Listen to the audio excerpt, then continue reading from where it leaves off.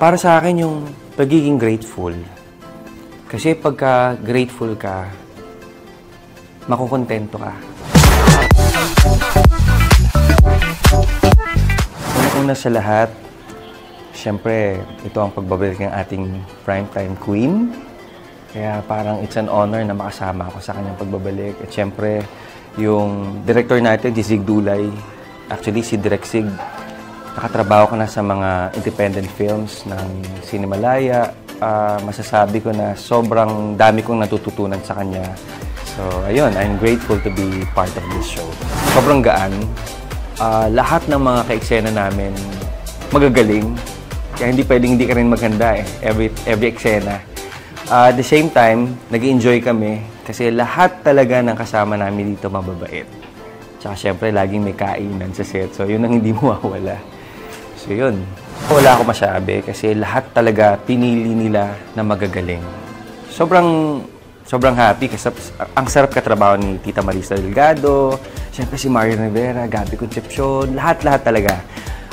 Miss Tanya Gomez. So, seasoned yung mga kasama ko dito. So, syempre, hindi ka pwedeng magpahinga. Kailangan mo talaga mag-aral pagdating mo sa set. And, syempre, dahil si Zig Dulay yung director ko, kailangan naman mag-aambag ako ng sapat na contribution bawat eksena para lalo siyang gumanda. At yun yung ginagawa namin. Ang masarap sa bawat eksenang ginagawa namin, talagang collaboration effort siya.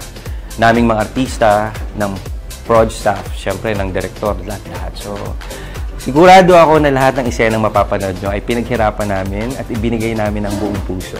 Para sa akin yung pagiging grateful. Kasi pagka grateful ka, makukontento ka.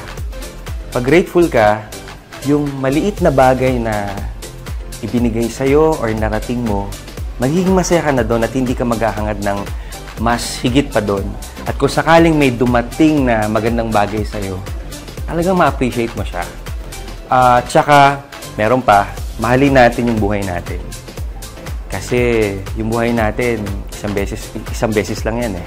Di ba? So, dahil isang beses lang siya at sobrang ikli, i-savor natin lahat, everyday ng buhay natin. I-savor natin kasi hindi natin alam kung hanggang kailan tayo sa mundong ito. Hindi natin alam kung hanggang kailan natin makakasama yung mga mahal natin sa buhay. So, para sa akin, yun yung greatest lesson na maging grateful ka sa buhay mo at pahalaga ng buhay mo at ng mga taong nakapaligid sa'yo.